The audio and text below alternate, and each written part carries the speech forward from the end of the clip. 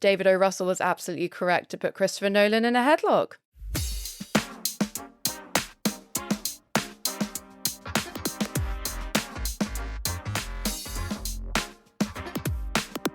Welcome to Groovy Movies. My name's Lily Austin. And my name is James Brailsford. Hello. Hello. And this week on the podcast, we're just over a month away from the release of Christopher Nolan's The Odyssey. So in preparation, we're going to look back. This is the first of a two-part recap of Nolan's illustrious career. Finally. And the Tribeca Film Festival has announced it will be showing a fully AI-generated feature film, the first to be shown at a major American film festival. And we'll be discussing why they are way behind the rest of the world. But first, obviously, we have to start by talking about the two major movies that are, well, actually two quite small movies that are storming the box office. Yeah. I mean, it's great, isn't it? It's like, it is nice to be reporting on a positive cinema news story, because I think, the reality is there's been a lot of like unfortunate, not great movie news. So this is great. This is what we want. This is like little smaller budgeted films making a lot of money, Totally. or but importantly, audiences wanting to see films, turning out to see films that you might say, well, you could watch these on Netflix, you could watch them on streaming. Absolutely you could, but they're not. They're turning up to see them in the cinema. Yeah, so true. And I was thinking about the start of the year when I saw various reports and on podcasts and stuff. They were talking about how this was going to be a good year for cinema. There were lots of exciting, interesting movies that were on the books, but I don't remember either of these being mentioned. No. There were other bigger, the Odysseys, etc., that were being talked about. So that kind of makes it an extra good news story that these are surprise hits. Because I think it's come from outside of like the world of film, which is like, we have the big tentpoles we all hear, all the big name directors, and of course there's all the Cannes Film Festival. There's a festival circuit, isn't there? So things get festive, they get festival buzz, and that kind of translates. So this has come from outside of that. This is very much from, well, it's come directly from YouTube. These are the people who made Backrooms and Obsession, which is currently doing well. They're both YouTubers who translated their YouTube like success or their work. This is them stepping into movies, and so they've circumvented what we would say is a more traditional route to some degree. Well, actually, I read quite an interesting article that sort of makes a case against that argument, but Okay. we can get into that in a bit. But first, let's just like talk a little bit about that. I mean, I think there's been so much talk about Backrooms and its origins in creepypasta, but maybe just in case any of our listeners aren't across it, James, will you just explain where Backrooms came from and what creepypasta is? Well, right, like, listen, I can't claim to be anything like an expert, especially not on creepypasta. Isn't that like some creepy, weird cut and paste vibe where things kind of seem to get remixed and is that what happens? I don't know. See, look, I was like pinning it on you because I would just assume you're more on the internet than me. Okay, look, what I understand creepypasta to be, because I also, the release of these movies makes me even more conscious than I already am. And I'm very conscious of the fact that I'm not, as they say, chronically online. I'm not even millennial level online. I'm so analog. I'm such a Luddite. But what I do But it's know, also made for a generation that neither of us are. We are not the current young generation. We're different old. generations. Completely different generations, but we're trying to keep up. So here's my attempt, because I'm also conscious that we do have some young listeners who definitely could explain this better than me. But so basically, hopefully you're enjoying us trying our best. I know. Is this cute? Is it funny or is it embarrassing? I'm not sure. But so creepypasta, the origin is actually copypasta, right? So it's like a 4chan term that kind of originates from copy and paste. And copypasta was like a term used for like grabs of text that were shared on the internet. And creepypasta was the version of that where creepy images or creepy, probably, I guess, some creepy stories maybe as well, were like copied and shared on the internet. And Backrooms is one of these said things. Someone posted an image of a sort of empty backroom liminal space, which creeped people out. And that is kind of where Backrooms originated, because the director, Kane Parsons, he really got his start making YouTube videos where he would make shorts based on Yes. backroom imagery, right? So it was exactly. So he didn't create that first image, and he didn't come up with the concept of it being a weird liminal space. But what he did is he developed it from beyond just that still image.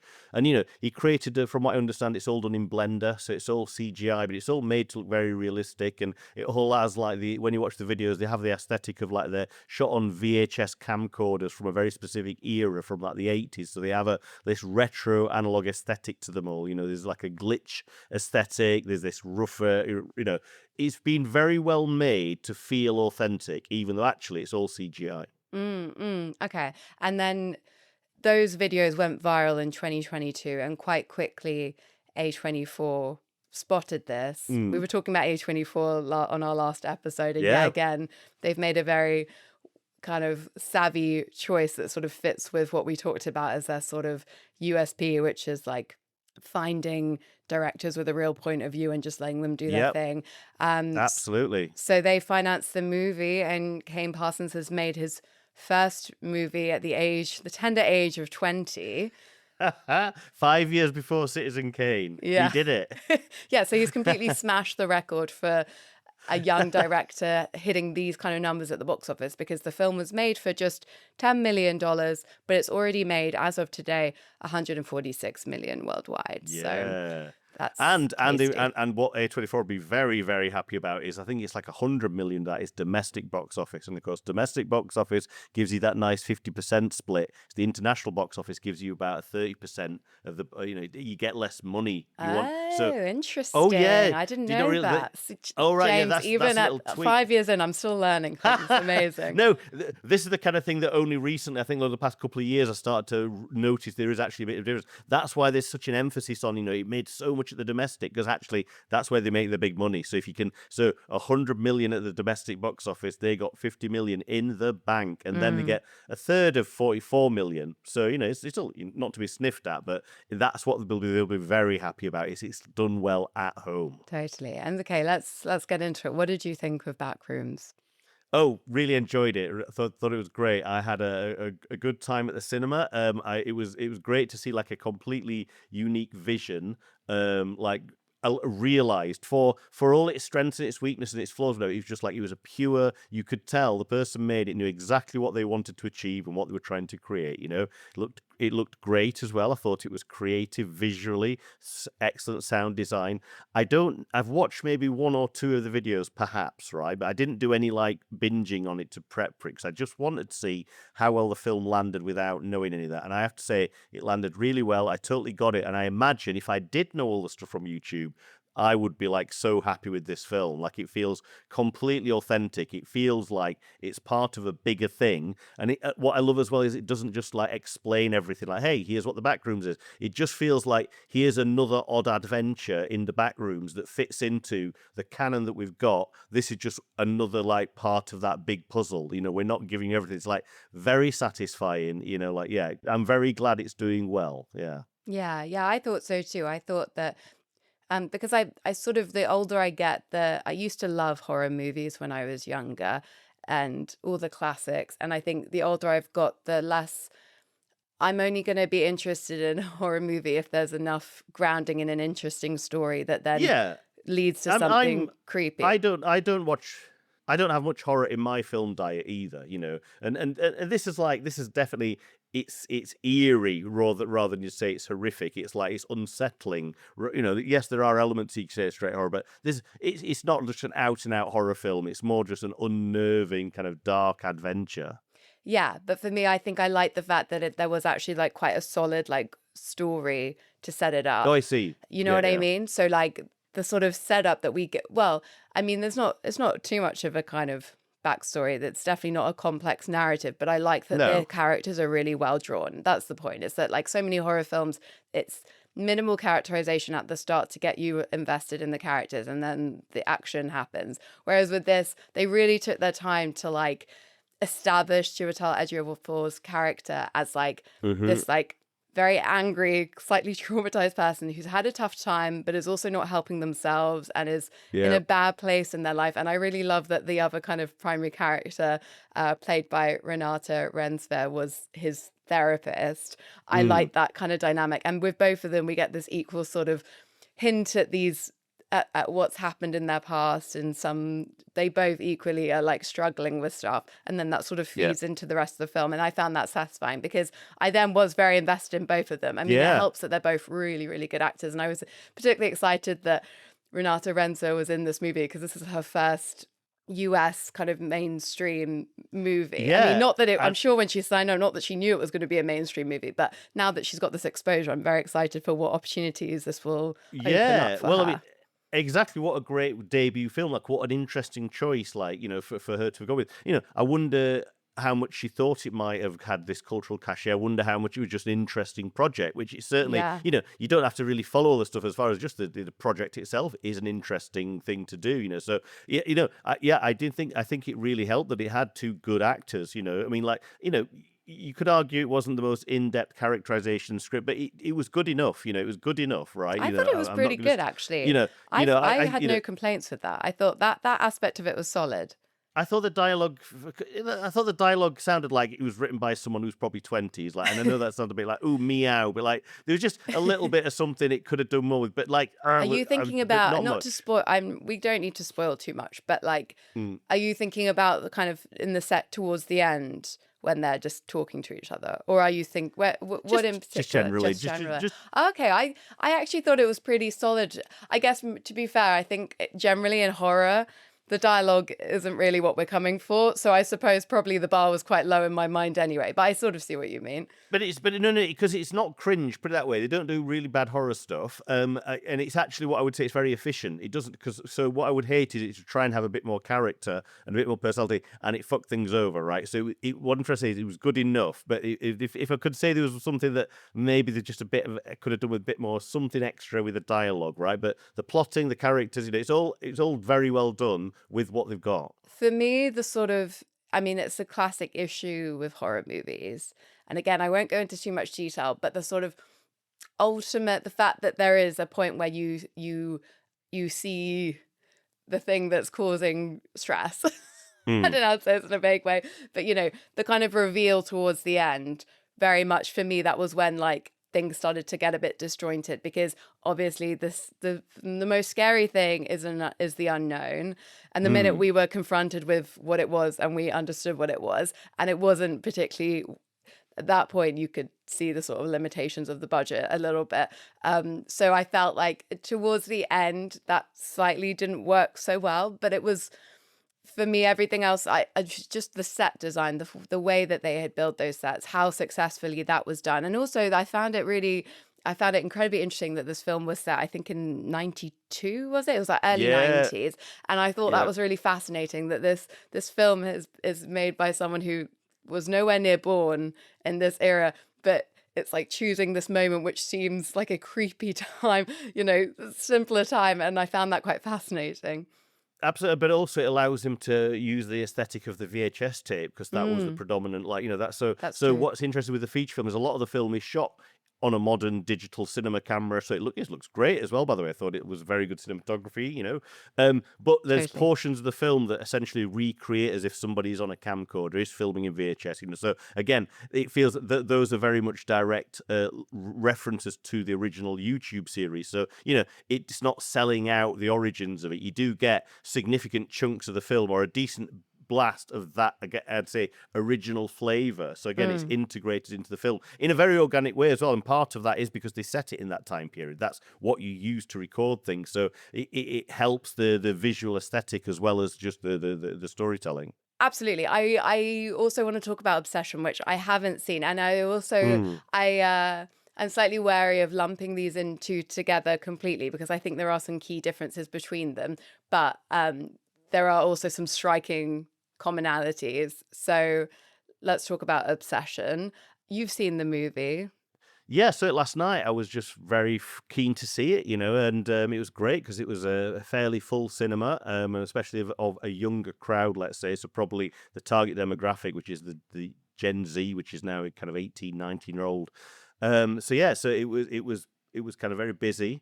And What it did was you think? interesting, right, to me. It was interesting to me, like, this is what has got enough of them into the cinema, because very much out of the two films, Backrooms, you would say, could definitely, you got to see it in the cinema to really get the full experience of Backrooms. And I'd say the same with Obsession, of course, but Obsession, it was made for like less than $1 million. Yeah, So it had $750,000. So teeny budget. a tenth of the budget of Backrooms, and Backrooms itself would be classed as a low budget film now, or at least a medium budget, So anyway, a fraction. So what they've created as far as a piece of entertainment on like nothing basically is absolutely incredible, but it's it's a much smaller feeling film. It's people talking to each other in rooms, in bedrooms and cafes. So, and the thing is, it's all very nicely done. So they've played into what they can affordably pull off, and they've made that look really good. The lighting's all very dark and atmospheric and moody and takes it, but, it's very much a character study, and so that one, I am like, oh, that was something that people could watch at home, could watch on Netflix, but it's still good to see at the cinema. It works a bit better as it, you hear everyone laughing or freaking out together as the film goes on. So it's directed by Curry Baker, who 26 years old, so also a baby. And he was also discovered to an extent on YouTube release. He got his start on YouTube. He started uploading content, short horror movies in 2023. And yeah, as you say, it's like seems sort of the kind of movie you might want to watch at home. But I guess the thing is with horror, and as we've seen with the likes of Blumhouse Productions, that production company that's doing so well by making low budget movies, people want to go to the cinema and see horror films in a communal setting. People like to be scared with other people, and maybe it's also partly because it's way too scary to watch a horror movie alone at home. Perhaps it's to have some company. And I will say Obsession is a particularly dark film. I would say it's actually physically like much darker than Backrooms. It's very dingy. Explain, what is the plot? It's basically a guy kind of fancies one of his female friends, and he's not sure if she likes her, and he's a bit like, oh, shall I say something? Shall I not? And his best buddy's like, oh, come on, just say something. All these kind of teenage stuff. And so then, he goes to a shop to buy like a little gift for her, and it's like it's got like a magic wish. And so he buys one. Of course, he decides to wish that she loves him more than anyone else on the planet, and so then trouble ensues. Yeah, so it's all very much down to the performance and the performance of the actress. It's a performance piece, and she is so good as the kind of possessed character because you can see that she is possessed. That she has moments where she freaks out because she's aware that she's under the control of some kind of influence that she can't actually take over. So it's like the woman behind me in the audience, she actually summed it up quite well because people were laughing throughout because it is black comedy, right? You could say that absolutely. But also she says, but the woman behind me goes, God, I was just crying at the end when everyone was laughing. I was like, yeah, because it's really sad, Okay, well that's also interesting too, these like different responses to it. Indy Navarrete is the woman who plays the Nikki. Thank you. Yes, incredible, excellent. Let's give her a shout out.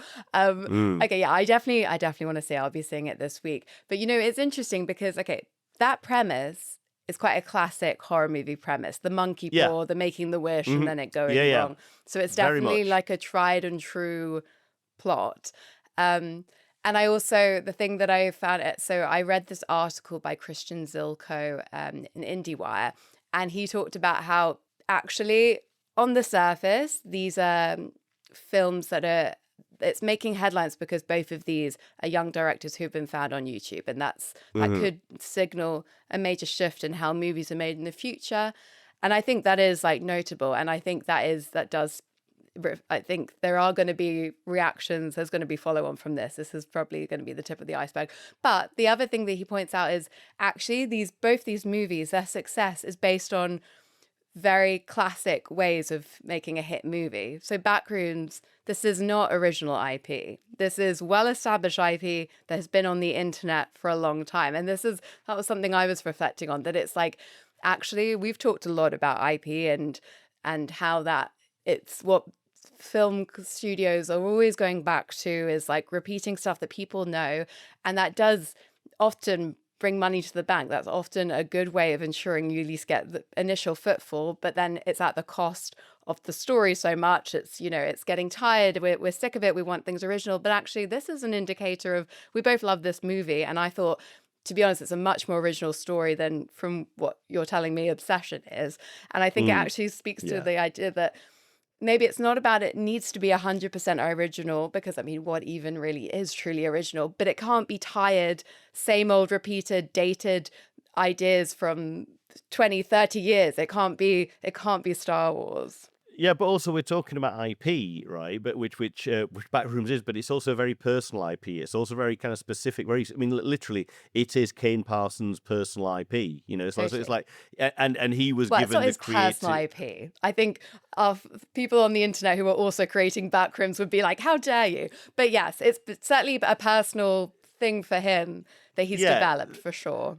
So it's so as far as IPs go, it's a very interesting take on on a franchise extension. So it's interesting. It's not just going. Here's a book, now it's a film. Yeah, buy it, watch it. And look, I feel like it's a well-known thing that like one studio has a huge surprise hit, and then everyone tries to copy it exactly. And really, obviously, what needs to happen is like this, the lesson from this being, let's get creative with finding IP, that it isn't just the same cut and paste all the time. And with Obsession, it is actually an original story, as much as, as I said, it's, a somewhat derivative one, but it is his original story. But I think what's interesting is actually what made this film get out there and get buzz was doing the indie film festival circuit. So actually it's gone down the same route as other indie films. But it's worked because these horror movies made for a small budget, they do work. Young people want to see them. Yeah, like I was watching Obsession, and I was wondering more so. Backrooms, I totally get why it's a hit, and I totally get why it's connect. I get it, but Obsession's less so. Let's just say, out of the two of them, I enjoyed myself. By the way, Obsession was a nice movie. But a bit more standard fare. But also, can I just say that it's not only that it's done well, but it's actually done much better than Backrooms as well. It's on 171 million, which is crazy. Which is incredible. So like it's probably on track, if not already the most profitable film, per dollar to make it to it, the amount it's made. It's insane. That is incredible. So I'm very, very happy for them. But what they've done though, I just think they've made something for the audience as far as like, yes, it's a very simple story, but like the characters in it are very Gen Z characters, but it also feels authentic, like, I mean, so I guess it just appeals to that audience quite nicely, even though it has kind of been done before, and it just, everything was nicely done, as well. I didn't feel like I was watching a sub $1 million film. I certainly felt like something had good quality and production value throughout it, And I guess, I mean, it's a movie, like you said, it's about people the same age. It's a movie about the kind of people who go see the movie. And also is at the core of it is like this very real human thing of wanting to be loved, and also a kind of obsessive love. These are like universal and very easy to empathize with, like, feelings. I mean, the fact that you had a woman and they're like wanting to cry, it's like, obviously it's really connecting with people. And I think that those are the horror films that really truly do well. And what all horror films, I think, mostly, well-made horror films are looking to do is to like tap into a very true and real emotion and like play with that. And it's a film that I think everybody would chat about afterwards in the pub, as in there's something to talk about it. It might not be making the biggest, boldest claims about anything in particular, but there's things to talk about, there's things to discuss. There's useful layers to it. So yeah, I'm very glad that it's incredibly profitable. Yeah, so they'll be onto their blank check movies next. I heard that Kane Parsons it sounds like he might be doing a Portal movie. That might be his next film. Portal's a computer game. Okay, very good, very exciting. The other thing I actually really wanted to say was Leo was telling me about something that one of his friends all the way at university said, which always stuck with him, which really resonated with me when we're thinking about like how this is going to impact films going forward. Because I think this could be seismic. This could be a way of moving forward with the film industry that kind of saves it from what it has felt like very, very desperate times, which is like finding amazing creatives on YouTube and actually kind of finally finding a bridge between what is actually happening in media and like contemporary media versus the kind of dated old studio system. But one thing that he said at that time, I think this friend of theirs had watched a movie based on some YouTube videos. Excuse me for not knowing the full details, but he said the thing is, it's great to eat a kilo of strawberries. I happily, if you put a kilo of strawberries in front of me, I'm going to eat them, no problem, delicious. But if you give me a strawberry the size of a kilo, the weight of a kilo, I'm not going to want to eat that whole thing. And he was kind of making this analogy with these sorts of things. He's like, I've watched that director, I've watched all of hours and hours of his short videos on YouTube, but I don't want to watch a full 2 hour. I've definitely watched more than 2 hours of it, but I don't want to watch this one video in a 2 hour form. And in the case of Backrooms, it certainly, I think, has been successfully done. But I think that's the only thing to kind of be cognizant of with taking this kind of these shorter art forms and trying to convert them into a long form film. It doesn't always land so well. Well, the other good thing about both Backrooms and Obsession, they're not particularly long films. You know, they're kind of hovering. They're only a bit over the 90 minutes. You know, so like, oh, maybe that's also a return to like 90-minute movies because you don't need as long an attention span. I'm all for them. You know, and you know, so it meant that both movies didn't overstay their welcome. That they both kind of told quite fairly lean stories. I actually, honestly, I could have done with a bit of time shaved off Backrooms. There was a point where I was like, okay, let's wrap this up a little bit. But yeah, I think definitely that's the mood, that's the atmosphere. It was an hour and 45. For me, it should have been 90 minutes. But you're right. You're right. As a general rule, certainly not over 2 hours, and they were wise to keep them pithy. Okay, kind of at the other end of the spectrum, should we talk a little bit about Tribeca Film Festival's announcement? Oh, what of their AI film that they're screening? Yes. So it's Dream of Violets is the name of the film, and it was produced and directed by Ash and Puya Kusha, who are first-time directors. I think the important thing to like emphasize with this is it's a dramatization of the January 2026 massacre of Iranian civilians by the regime. So I think cynically, I think that's why Tribeca Film Festival has chosen to do it. They're the very first film festival to have an AI film in a major film festival, and like being the first, we're talking about it. It makes some headlines. But also they're doing, they're making sure they kind of mitigating as well the kind of attack that a lot of AI films can do by the subject matter. It's like, okay, so Exactly. they're tackling a real world subject that's important. And of course, then there's the discussion that, well, if they'd have tried to film documentary footage, they would have probably got themselves at the very least incarcerated and the footage taken away from them. There would have been a much personal risk. And then how do you recreate that stuff? You know, obviously that would, to try and recreate that as a film would cost millions to get all the extras and all that kind of stuff.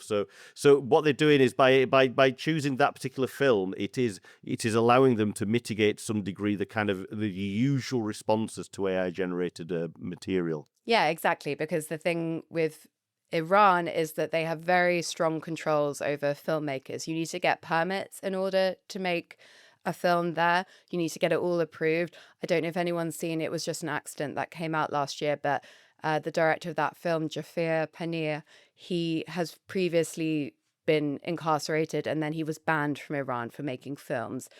In order to make this film, he did go back, but they had to film the whole thing kind of surreptitiously. Well, he did a film prior to that where he was a taxi driver, so he could shoot it all with cameras inside his cars. You know, so he was the actor in it as well. Yeah, It's very exactly. So inventive. it's like all having to be done in secret. So there would have just really, it wouldn't really have been possible to make this film. And yeah, they were very keen to say that like this is all based on real testimony, but it is like a live action movie, but made purely with AI. So I think, but I mean, yeah, of course that's mitigating, but also I think it does make an argument, right, that there might be some value in AI movies when the story can't be told in any other way. Yeah, absolutely. Of course. I mean, I still struggled. I still can't imagine right now when I see AI footage, watching like 90 minutes worth of that kind of footage. Certainly, I think like you know, I've not seen the film, so I'd have to. I don't know if it's 100% AI generated. Like for It is example, that kind of thing. 100% You know, from what like I've read. Yeah. yeah. So I don't know. Just to sit and watch it, there's an uncanny valley feeling that I can do short stints of it, and it's kind of I'm quite interested to see it, but like long chunks of it, I don't know. You know, I think the thing that's interesting, right, is that Hollywood on the whole right now, they're very much against AI, or at least the people kind of working, quite understandably, just to be clear, in Hollywood, actual employed people within the film industry are understandably not happy about AI. And I think what's very interesting is the fact that that was a huge contention during the writers' strikes in 2023. That was part of why they were going back and forth for so long, was about getting those protections in place. So sort of the implication of that was that the studios were open to AI. And what's interesting is this year, we talked earlier in the year about the fact that there might be more strikes because the contracts were coming up for renegotiation again. But actually there weren't strikes this time. They settled almost immediately. And basically the studio kind of agreed to the terms that they were putting forward, particularly about protections around actors' identity on AI and not being regenerated. So I think that is quite interesting. The fact that basically Hollywood's decided, okay, possibly because of we've all seen the huge cost of those strikes and the knock-on effect they've been. It's like, okay, we're battening down the hatches. That's it. We're saying no to it. We're going slow.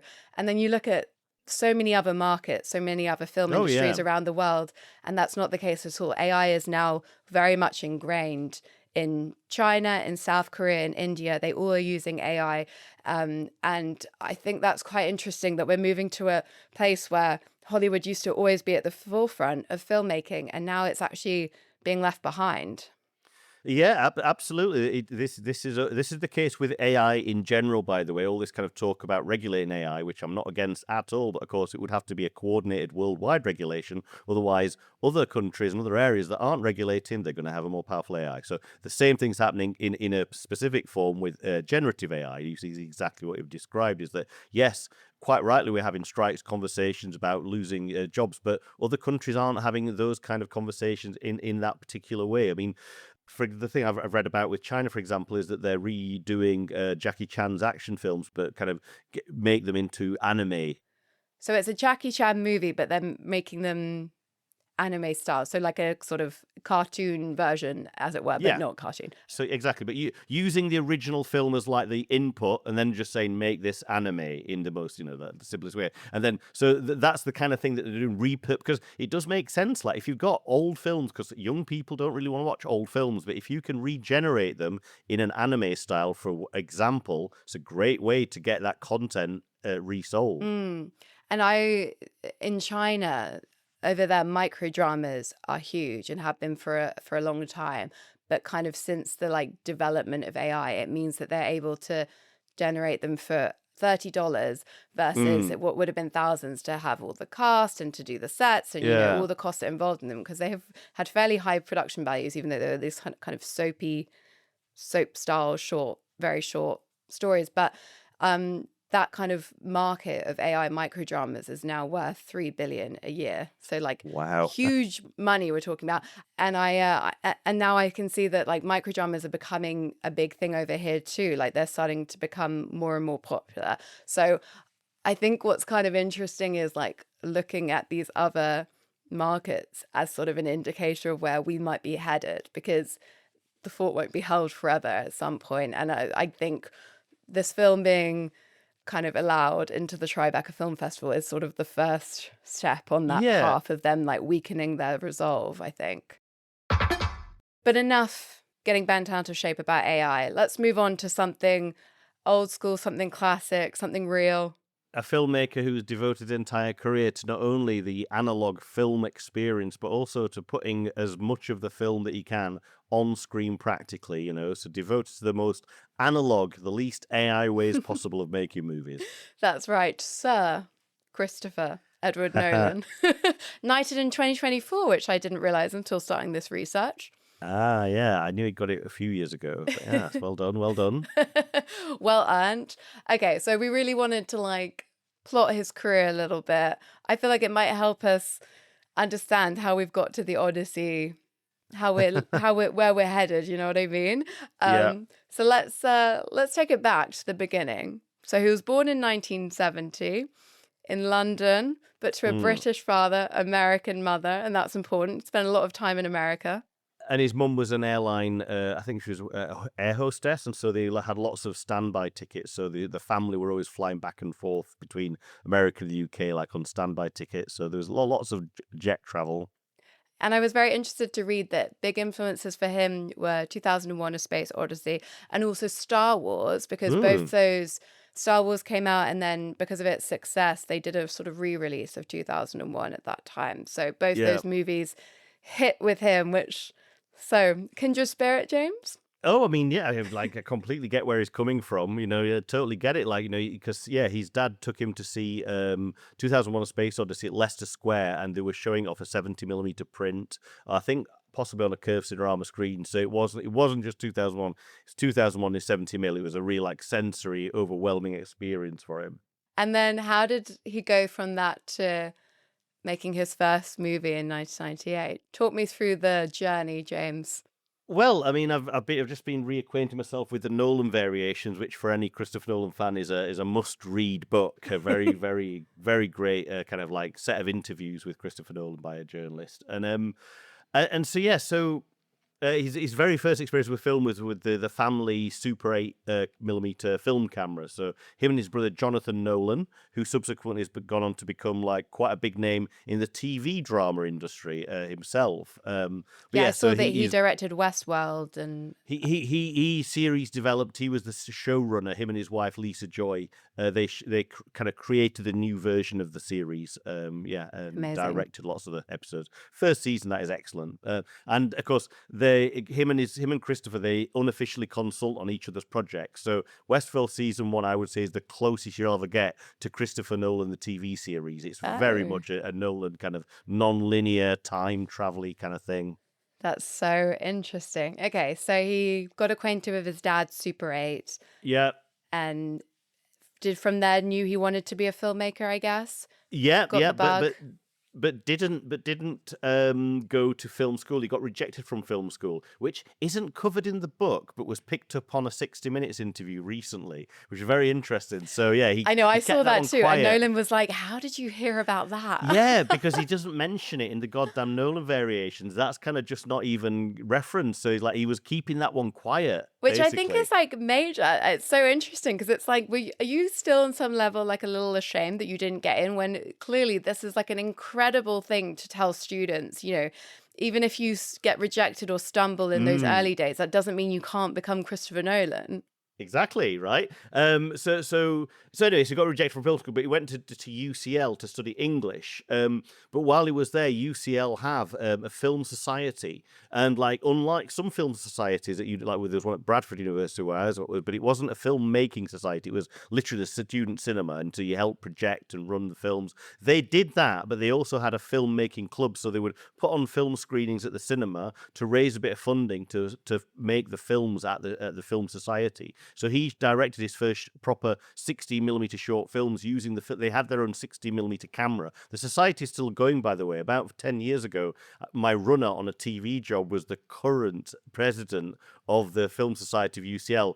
So he knew, and he was like a new version of Christopher Nolan. He was the same kind of Oh, chap, wow, that's So, amazing. so it's a certain type of person who gravitates towards it. But yeah, so he using the equipment there, he made his first 60 millimeter shorts, and that's what brought him into contact with Jeremy Theobald, who is the actor in his very first feature, Following. So him and Jeremy was an actor who kind of was funding some short films, so he kind of provided the funding. He also kind of helped fund a lot of Following as well. So it was meeting Jeremy Theobald that kind of got his first films going, that coalesced into them shooting and making Following Which together. we have actually discussed on a previous episode. So guys, Mm, feel free to go back and listen to a kind of yeah. full dissection. But it's a really Mm. interesting film, I think, to watch it as because there are some of the Nolan hallmarks are there, even though this was a They're movie all there. made for $6,000, so really nothing. It is funny, like I've just rewatched it the other day. I mean, it was because it is like it's all there, all of Christopher Nolan's preoccupations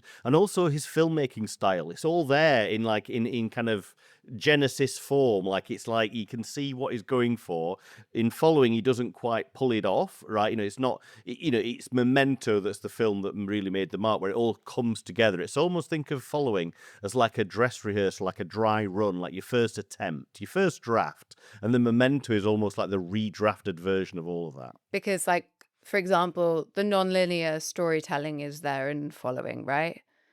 Absolutely. And it worked out from very early on, from that point, that if you tell a story non-linear, not only does it make it more intriguing if you do it well, but also it means that you can shoot more efficiently. You don't need to get as much coverage for all of your scenes. You can actually just cut from a wide shot in one time period to a different wide shot at another time period, and the audience kind of go along with it, and they don't miss those things. So already from that, because as well, he was having to shoot this while he was they'd just graduated and they were having other jobs to pay the bills, so they had no money. I mean, it was £6,000 budget, so you have to shoot efficiently. So you can't just shoot lots and lots. So they would often shoot for like 2 days at a weekend. They would I think they rehearsed for 6 months before they even shot anything. So lots of weekend rehearsals, and then once they started shooting, because they'd rehearsed it, there was no kind of it was very efficient on set because everybody knew what they were doing. So it was about shooting as little film as possible, because that costs money. Even it costs more now, but it cost money back then. So everything was about rehearsal, shooting efficiently, telling this story in an interesting way, but a way that he can afford to make it. The other thing he said as well, he wrote the story around what he had available to him. And what he had available to him was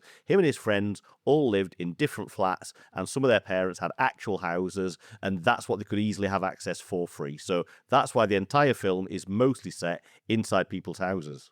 And so how did he get the opportunity to make Memento? Because you're right, there are definite clear links between the two, but it's quite a big jump to go from a 6K budget to a 9 million budget. Yes, it's still small, but it's a jump, right, in 2 years. I mean, he said that to this day, that's still the biggest jump for him as a filmmaker, to go from Following, where he was doing everything himself with a tiny crew of him and his friends, to going on to Memento. He said that was the biggest jump. It's never been as big a jump since, even though the scale's got much bigger. But as far as like that was the most pronounced. So how did he get the opportunity? Well, yeah, Following didn't set the box office on fire, but what it did do is it was an excellent calling card. What it did really well was it was really good at sending round to agents, to to production companies, to try and get them interested. Like, it was It was well received, right?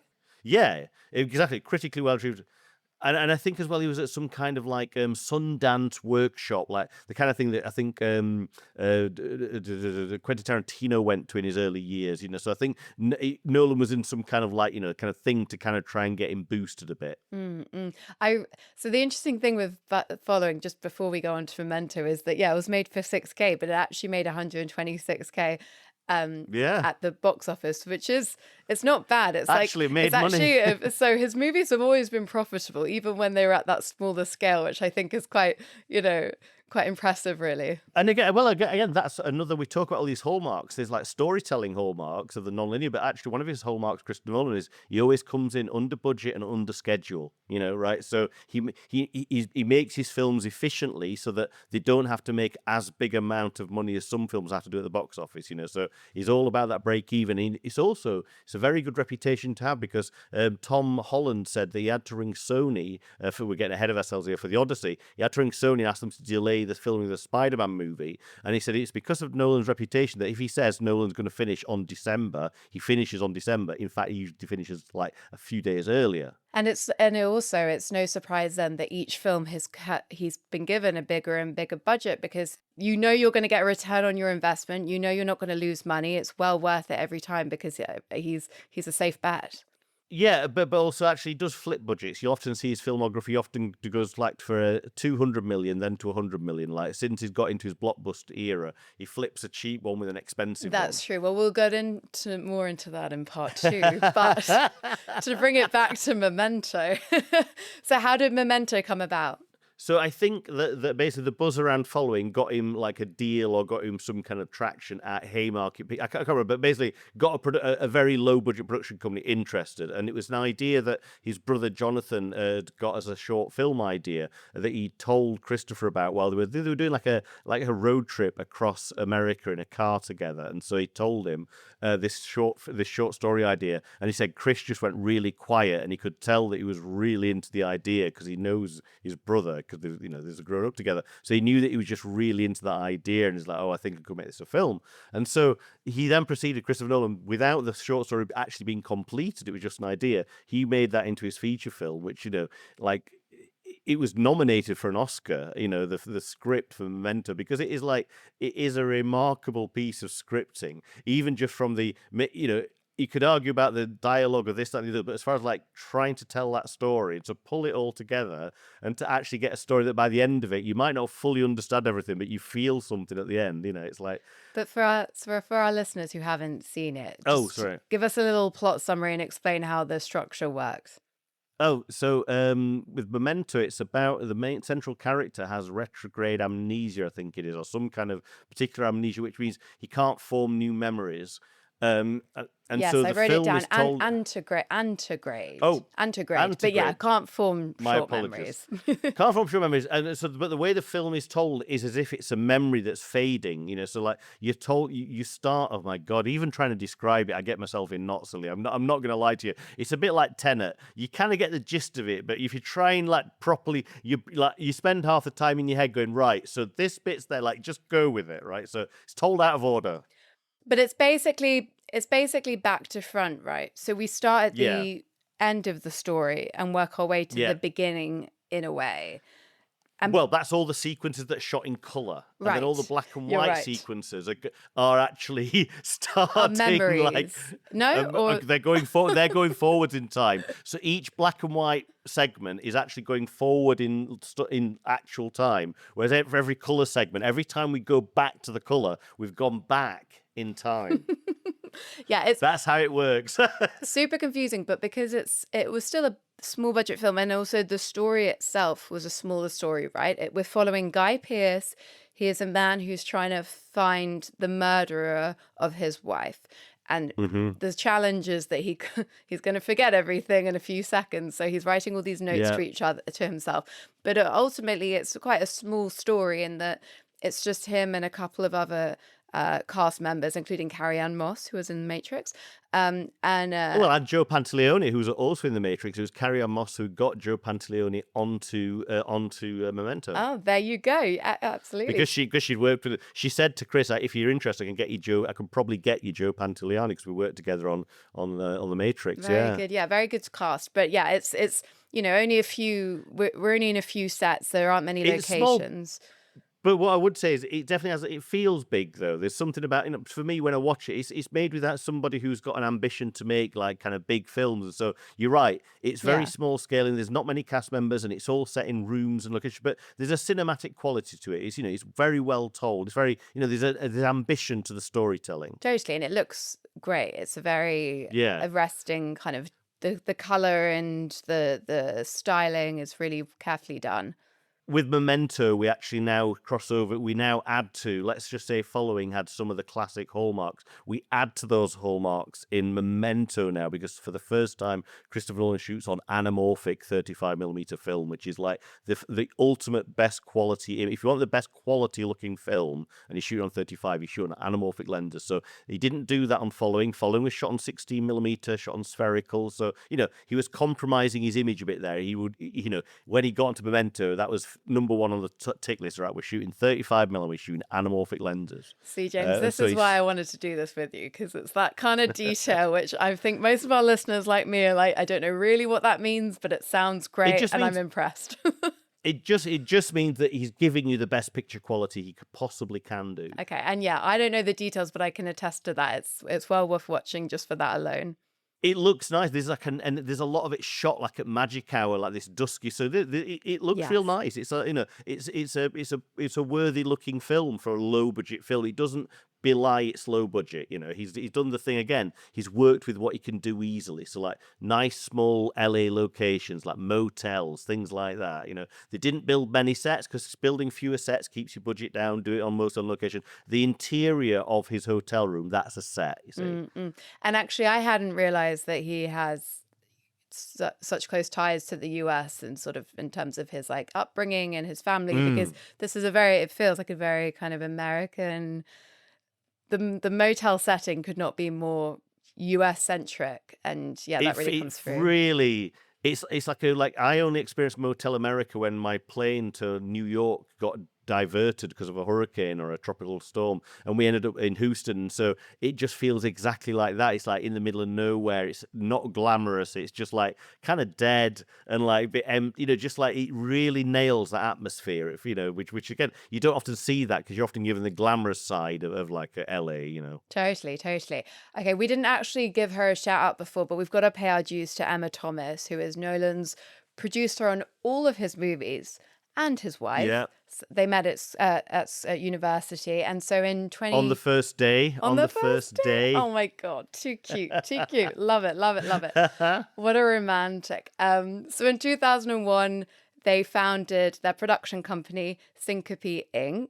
So that's kind of like, now we're in the business. We're getting serious.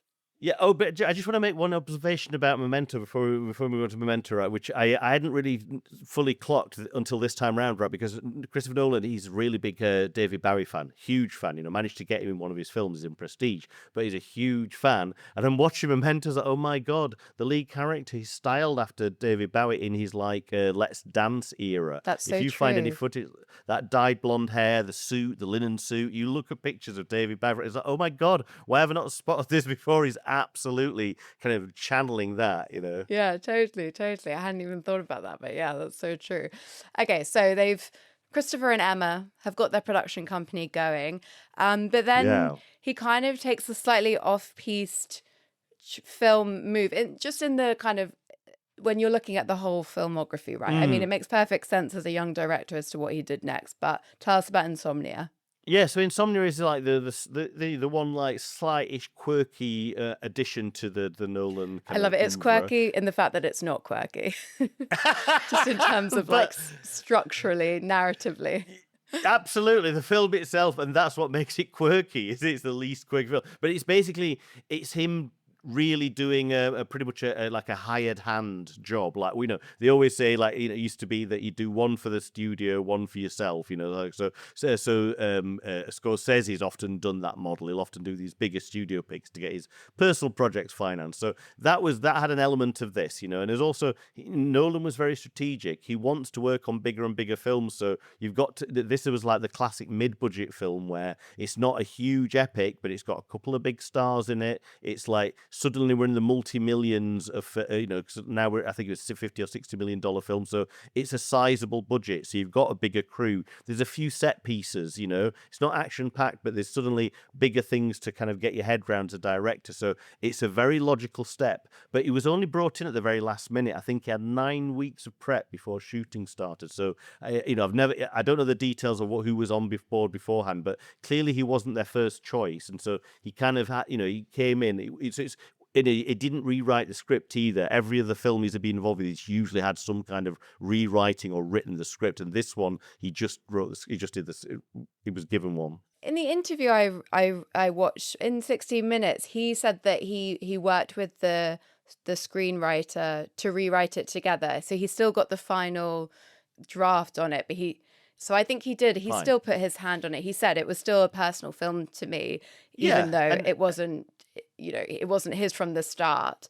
But I read that Steven Soderbergh was the one who he saw Memento and then recommended him to Warner Brothers. Yes. And yeah, they had in mind a more established director. I'm not sure how far they got with finding that director, but yeah, they decided to go with him. So that's kind of, it's also a big moment in his career because it's the start of his working relationship with Warner Brothers, right? Absolutely, yeah. So exactly, and of course, he's proving his mettle working with Al Pacino and Robin Williams. So he's got suddenly he's worked with big name actors now. Yeah, because that's the thing. It's actually it's a solid movie. Al Pacino, Robin Williams, and Hilary Swank.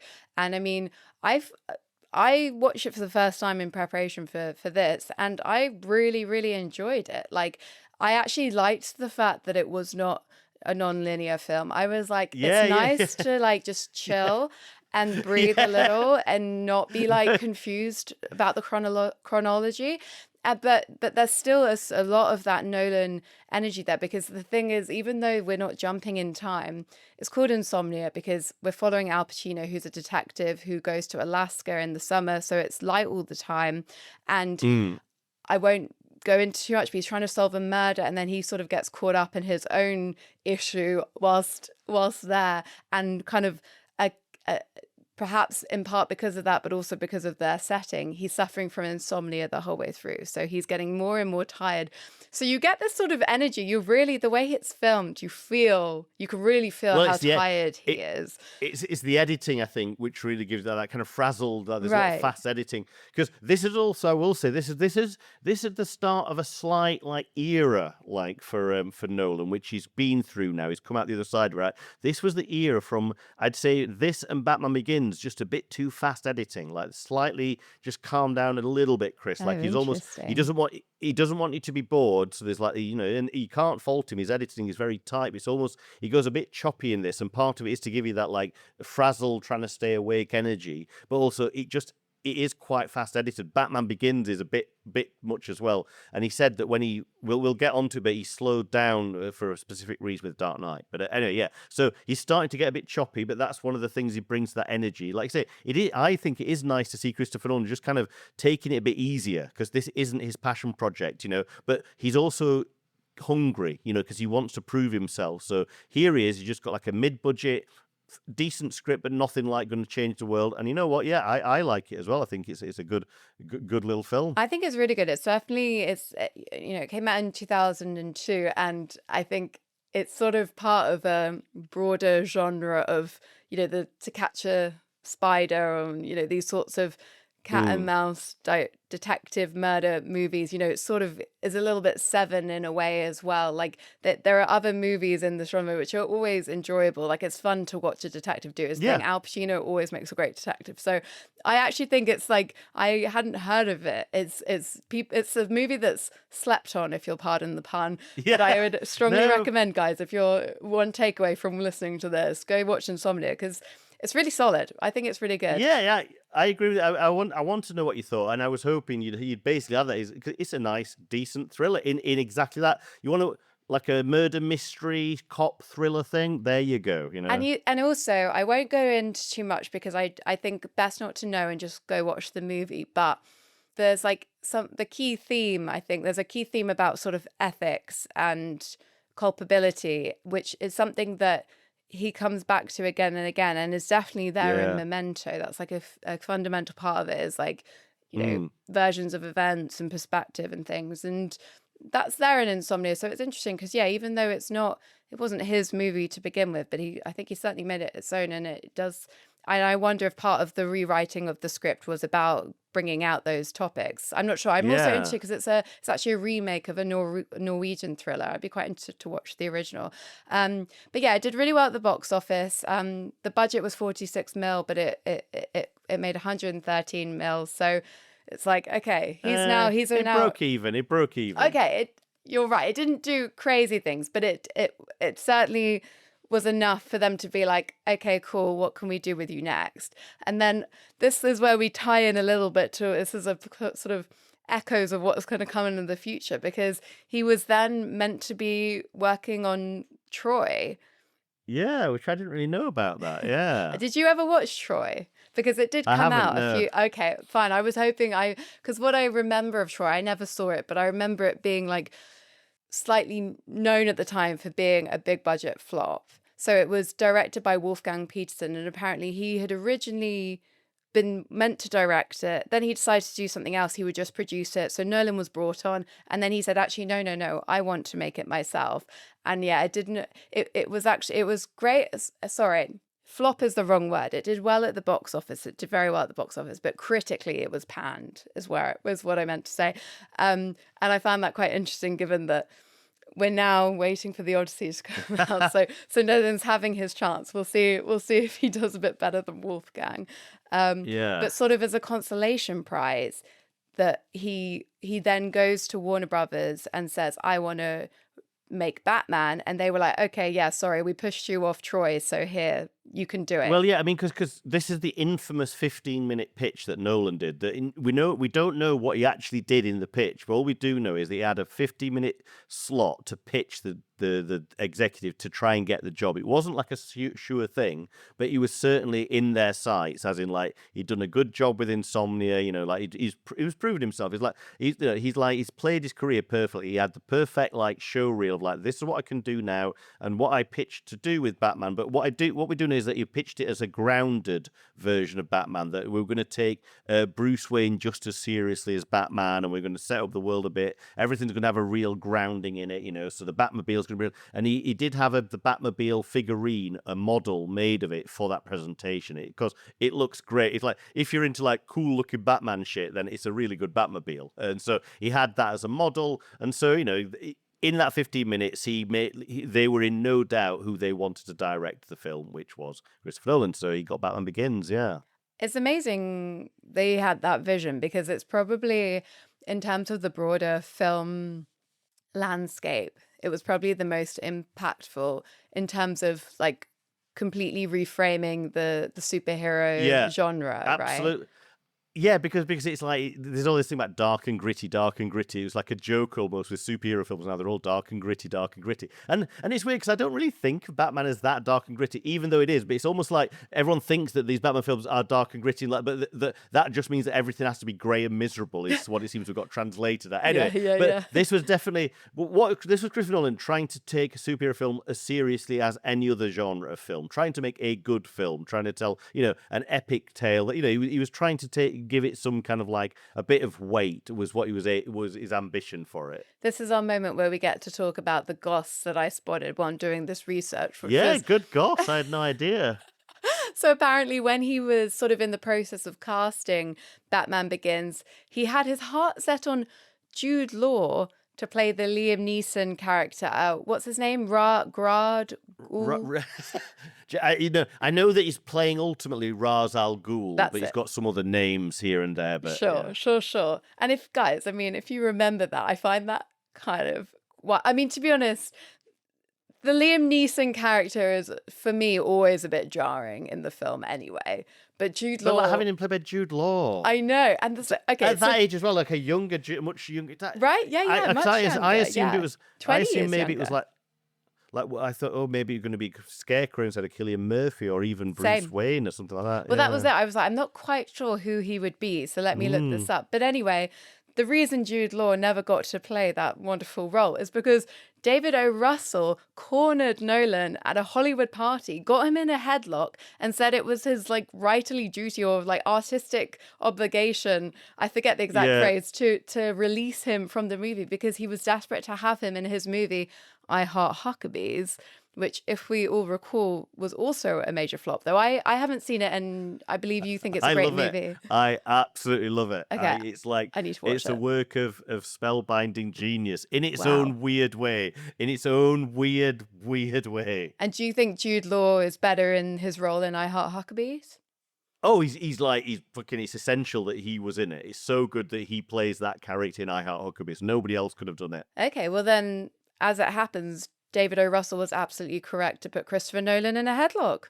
I don't know. It makes me so sad because Christopher Nolan, he's like the least headlocky kind of guy. It's like, come on, David Russell, if you're going to do that, you should have exactly. If you're going to do that, David Russell, it's like go up against bloody what's his face, who did Snatch, was married to Guy Ritchie, right? Yeah. Do that to fucking Guy Ritchie, right? Don't pick on like Christopher Nolan. He's like, come on. I know. I'm sure if he just pitched it to him without the headlock, he would have been okay with it. But also, it's like that's just like, oh no, he's like a crazy man director. That does put me off with all of David O. Russell's stuff, as much as I like some of it quite a lot. It's just like, oh, I wish you weren't such a crazy man, though. I know. Well, then I got into like a little like wormhole of all these like stories about him being an arsehole. Though, can I just disclaimer, this is like scurrilous gossip. And actually, I also read that just Warner Brothers, for whatever reason, didn't want Jude Law on the film. So who knows? Who knows what the real story is? But But the headlock thing is real though. It's like really well documented because David O. Russell made sure that he did it in front of a crowd of people. So it was all witnessed. So he was obligated to agree, and it was.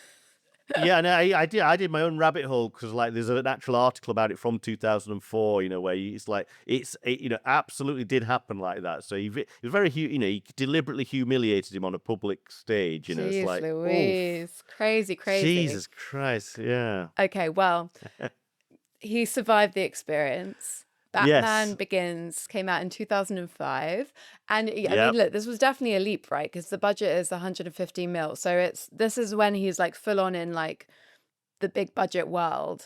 Yeah, but he's also doing he's doing the right thing with the big budget. So he's making a big budget, 150 million. That's a lot of money. Even it's still, but it's not as much money as he could have, right? But what he wants to do, he wants to put it all on screen. So talk about his commitment to kind of giving the biggest, the view of the audience the biggest experience they can do. He actually shot a lot of it on essentially inside an aircraft hangar in the UK, which was repurposed into a soundstage, but it wasn't built ever to be a studio. But what it was a vast space with like 10, 12-story high ceilings. And so they built Gotham in there. So all those, the Narrows, as they call them, that's all built inside this soundstage in Bedford, I think it is, near in somewhere. They've gone now. But anyway, so he created his own like studio system. So he could, and so he's very clever with his filmmaking as well, that he shot all of those narrow sequences at night time, because trying to simulate daytime on the set always looks fake. You can always tell a studio set in the day when they're trying to simulate daytime. So he shot it all as if it was nighttime. So all these studio sets looked more realistic.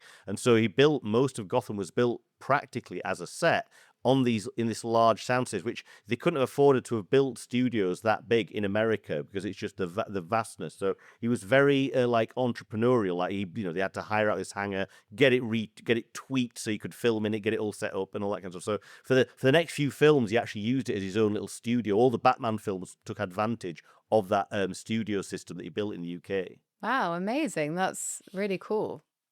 Yeah, so it allowed him to make a very practical spectacle, because he was able to build it, but he did it cost efficiently. So, with his 150 million, he made 150 million go a long way without resorting to everything just being CG set extensions. Because now that's what you do. And that's also one of his hallmarks, right? Is to try and minimize the use of CGI. It was as much in camera as possible. I wonder if also part of his capacity for this, because as the director, I'm sure it is your obligation to think about all these things, but also I think probably it helps that if your producer is your wife, you're thinking about it all day, every day, you're talking together, you're figuring these things out. It's very much like a shared enterprise, right? You're not just leaving it to a producer to figure out, how is this amazing world that I've written and I've envisioned in my head going to come together. He's like thinking it all through himself. Absolutely, he's film. You can tell that from following. You can tell he thinks about production, how he's going to produce the film, as well as while he's scripting it. It's all in there. From like I always, every time I watch Memento, sorry to go about Memento, Lily. Every time, this is the bit that blows my mind, Lily. Okay, right? Think about the filmmaking involved with a film, and it's all about these Polaroids, right? Which are that you can't duplicate a Polaroid, especially back then. A Polaroid is you shoot it, and that's the one. There's not like a negative, you make loads of it. So all those Polaroids in the film with all of that handwriting that you see being done, but then you also see that same Polaroid with the exact same handwriting, right? So you had to figure out in what order to film those close-ups of them writing it, and that was actually the thing. And he had one take of doing that. If you fucked it up, so that was like just little things like that, which you don't even, it doesn't really matter. But like, no, Jesus but it Christ, does, because like, actually, saving money and all that, but also actually it is quite critical, because it means you're completely in and believe everything in the movie. And if we'd have got any sense that picture hadn't been taken at that moment, which is often what happens in movies, you're like, this wasn't really from then. It takes you out of it. You think about that for a minute. So it's important on like many levels and makes the film work so well. Absolutely, I completely agree with you. It's one of those things that grounds it. It all feels very, because he's really had to figure out, well, how am I going to get those shots with those actors, and then that close up of the handwriting it, and then I need to use those as close ups in other parts of the film. Like, Jesus Christ! We also didn't talk about it, but the twist is so good. I forget every time. But oh my God, yeah. It's like it's very satisfying on all levels. Yeah, totally. On the subject of twists, and we can maybe discuss a little bit whether or not this one worked quite so well. But so after Batman Begins, he goes on to The Prestige, and as you pointed out when we first started talking, you're right, it wasn't. Oh, sorry. Before we move on, before we leave Batman Begins behind, let's just say another hallmark of Christopher Nolan gets introduced here. Why am I shuffling you along? I got to give you the space. Sorry. So what is this other hallmark? Well, it's Cillian Murphy. Oh, Cillian okay. Murphy. Cillian Murphy, and also Michael Caine, of course. Sorry, yes. So absolutely two hallmarks. Also here. Christian Bale, to be fair. But he's part of an era. He's part of an era, Christian Bale. You think Christian Bale's been left behind? Well, if the right role comes up, I'm sure. But I think there was like there's just a certain synergy that worked for the Batman plus the Prestige. Yeah. I don't know. I mean, maybe for the sequel, if we go back and do the Iliad, is there a role for Christian Bale in that? If Matt Damon can make it, come on. Okay, so the Prestige. This is like, arguably one of my favorite Nolan films. I don't watch it that often, but yeah, I like this one. Okay, interesting, very interesting. And yeah, with this one, he went way back to a much smaller budget, and I sort of. I'd forgotten that we discussed before that this kind of flip between bigger and smaller budget, because the Prestige looks expensive. Like you wouldn't guess it was made for 40 mil. It looks to me as expensive as those Batman movies. Honestly. No, absolutely. It's a very convincing, lush feeling and looking historical drama, period drama, isn't it? Yeah, you don't feel like any pennies are being pinched. It feels very authentic what you're seeing, and so yeah, incredible that they pulled it off for 40 million. And it's a slightly different, a departure, because it's a 19th century setting about two rival magicians, Christian Bale and Hugh Jackman. Why did he want to make a movie about magic? I think he loved the book, so he'd had the rights, or he'd had the idea of making it into a film for years. So it was one of his, the thing about making it as a director is you've got to have a few projects in the back burner. It's not good enough just having the one project that gets you noticed. You've got to have a few ideas. So The Prestige was one of his ideas that he wanted to make. So the fact is, the book is. I've not read the book, but it's all told as diary entries, and then within the diary entries, characters read other diary entries. So it's like it's like. So suddenly you find yourself, you're reading a diary of somebody talking about somebody else's diary that they broke in and stole, right? So the whole point is that's how the film is. The film does that trick, because if you think about the film, there is a bits where he's reading a diary. Christian Bale's like in prison, he's reading Ingenuity. He's like, so there's lots of people telling stories and misleading each other. So that's a very Christopher Nolan, non-linear, like stories within stories kind of thing. So okay, I think and that's why do you love it so much? I think it's because it's very nicely, intricately crafted. I like the kind of the premise is interesting. Like I like magic as an art form, and so the whole film is like about the art form and how it's like, it's this contract between audience and magician where we know that it's a trick, but we want to be fooled, and it's just a lot of interesting things. I think the casting's really good. I think there's a lot of rewatch value. Obviously if you watch the film once, to watch it again a few more times, you can start to appreciate the kind of what's going on there, the things, and the fact that there's an entire story that's happening off screen that you only start to realize after you watch it a few times. There's entirely different stuff that you don't even know that's happening, that must be happening to motivate other things. So there's just a lot to it that I don't know. I find it's lots of Christopher Nolan's things that he enjoys, but it just all comes together in a very nice way, very satisfying way. I like the period setting, that gives it something else as well. Looked great off a film print, which it's just in London now. They're doing a 35mm Nolan season. That I would love to see the Prestige on a 35mm print. I find that the sort of twist towards the end, I'm not sure if they fully work for me, honestly. I think that he did as well. I think Nolan did as well as he could to like make it work, but like ultimately, I don't want to spoil anything, so I won't like go into it in detail, but it felt like a borderline cop out with both the twists for me. So I'm not completely sold on that. And I also think that this is a film where it really, like, because I watched I watched these first 6 movies chronologically in preparation for this. And this is the film where I think some of Nolan's weaknesses get really crystallized. And a huge one is the fact that he doesn't write women characters well. And in this film, you've got 2 really brilliant actors, Rebecca Hall and Scarlett Johansson. Both of them have not much to do. Scarlett Johansson in particular is like criminally underused. So yeah, I that for me was like, that made it a little bit frustrating to watch, because if you're going to cast Scarlett Johansson in a role, because also she's doing this quite bad British accent, and I'm like, why? If you're not, if she was being used to her full acting potential, then I could forgive the bad accent. I would get the casting. But honestly, if you're not going to do anything with her, just cast a British actor. But So I agree. I agree that, you know, they're underutilized female characters, which are typical Chris Willow. But however, I would like to say I thought Rebecca Hall was great in it, and that's how she came on my radar as an actor. First saw that, I knew, you know, I appreciate at the time she wasn't had to give much to do, but what she did do, I thought she was really good, very natural. yeah, Just she's kind of a like, great you know, actor. so what, well, you know, what she did with the limited stuff she had was noticeably good, in the fact that I then wanted to kind of seek out some more other stuff. It's true. But yeah, this is the one of, I think, Nolan's biggest weaknesses. It's strange to me that, well, look, this is just what he's interested in, but I find it amazing that someone has no interest in women whatsoever, because none of his film have any interesting women characters. And I would just love to see a Nolan movie with a woman protagonist who was written fully. Yeah, I can't argue with that. I just think it's like, stick to what you know. And I think we know, you know, Christopher Nolan, there's a specific bunch of things that he knows about, and he's like writing a particular kind of male character. And I wonder, would he have the breadth of doing it? And also, you've got to remember, Christopher Nolan's life, he's been a very good boy. He like met Emma Thomas, so it's not like he's gone out and befriended a wide range of women while he was a bachelor to try and write female characters.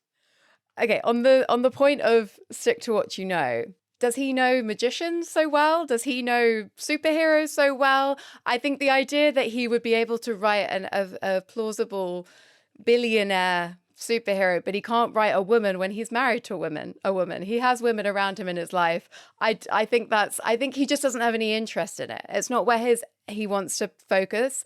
And I think that's a real shame. And it would be great if he could be a bit more curious about this, the way he is curious about other things, because it just means that I'm like, feel underserved when I watch his movies, you know. No, I think that's a genuine thing. I think it is one of the weaknesses of him as a filmmaker. And I think you're right. It is just his interests aren't in making that kind of film, is it? And that, I can imagine that's frustrating. I guess for me, I've made my peace with that, and I'm glad that there's enough filmmakers out there who are getting bigger and bigger platforms with their audiences who are making those kind of films, you know. Yeah. Okay. Fair enough. So we've come to film 6.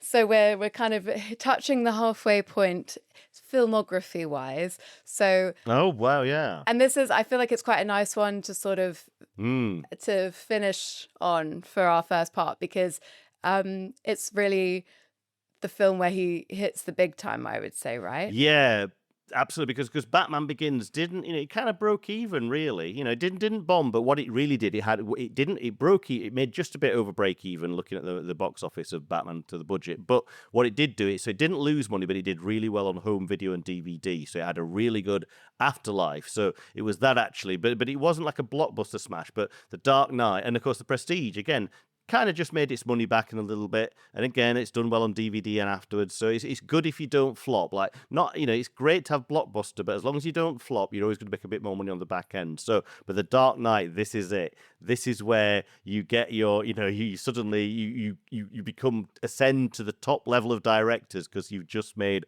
a goddamn billion at the box office. Yeah. Yeah. The budget was 185 million, and yeah, as you said, it was over a billion, which is completely crazy.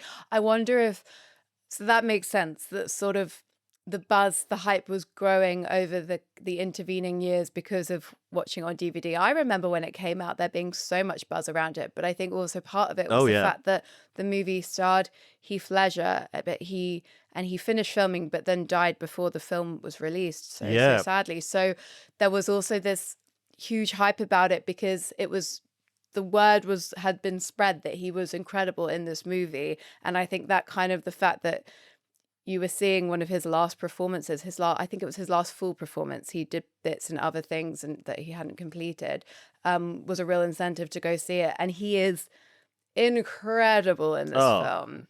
absolutely. I mean, there's a lot of competition for the best Joker, but he's right up there. He's an incredible addition to just in general villains on screen, but one of the all-time best kind of comic book adaptation villains. Such a great performance. I mean, I'd not seen anything by Heath Ledger up until seeing this, but this was the first performance I've seen of Really? his. So Wow. it was yeah, it was just awe-inspiring. But Yeah, I didn't totally. even see this on release because this was during my era of oh, Nolan's a big sellout because he made Batman Begins, and so I didn't watch Batman Begins. I just saw The Prestige, so I didn't Are go and you see Batman serious? You Begins. didn't go in? I'm Wow. because he's this is Nolan has sold out his soul. He's done Batman Begins, not bothered about seeing it, but I will see The Prestige because it's one of his lower budget. It's it's like a proper film, not one of these silly superhero films. And then I didn't go and see The Dark Knight when it came out either. And I remember actually chatting to a friend of mine. She's a photographer, and she's like, "Oh, I can't wait to see this new Dark Knight film. I'm going to see it in the IMAX." I actually said to her, "Why? What's so good about seeing it in the IMAX?" And she was telling me, can you imagine? This was a conversation. He actually tell me, "Oh, they've shot it on IMAX film, not just showing in an IMAX." I was like, "Oh, right, okay." Then I was just very whatevers. And then a year or two later, watched it on DVD. Thought, "Oh my god, this is one of the best superhero films ever made. I can't believe I haven't seen this. And oh my god, how good would that be in IMAX? What is wrong with me?" Oh my God, that's incredible. I didn't realize that. Yeah, for me, we've talked about Batman Begins also on the program, on the podcast before. Sorry, I have put you through some.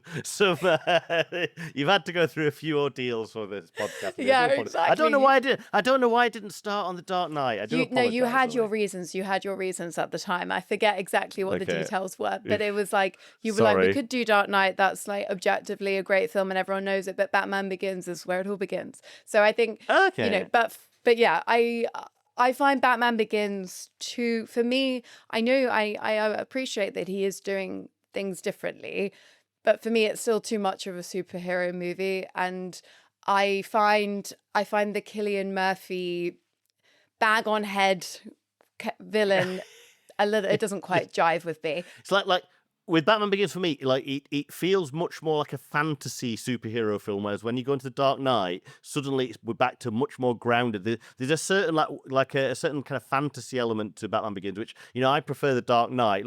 I quite enjoy Batman Begins. It's like a nice trashy B movie for me, but it's certainly not. It's just it works better in The Dark Knight. It's you can see he's looked at the Batman Begins as how could I make this but better? It's right, we're going to film it more on location, so it's going to feel more like a real city rather than these. We're going to get rid of the Narrows, whatever they were. It's a very different Gotham from Batman Begins that we see in Dark Knight, and it's better for it. No complaints. It's you can see he's just he's figured it out how to make even Wayne Towers Enterprises when there's a GV of Wayne Towers in both the Batman Begins and the Dark Knight, and it's completely changed, even though it's the same. It's only a couple of years later. So the general view wide shot, a GV. Sorry, wide shot. Sorry with my industry lingo there. Just a nice establishing shot. Hey, I knew. I was it's just for the listener, just for the listeners. I definitely knew what that was. Sorry. Yeah, no, I completely agree. There's something sort of caricaturish and therefore quite superhero-ish about the whole world of Batman Begins. But in The Dark Knight, I mean, for me, there's this it's such a pleasing sort of cinematic and narrative exploration of these sort of philosophical ideas about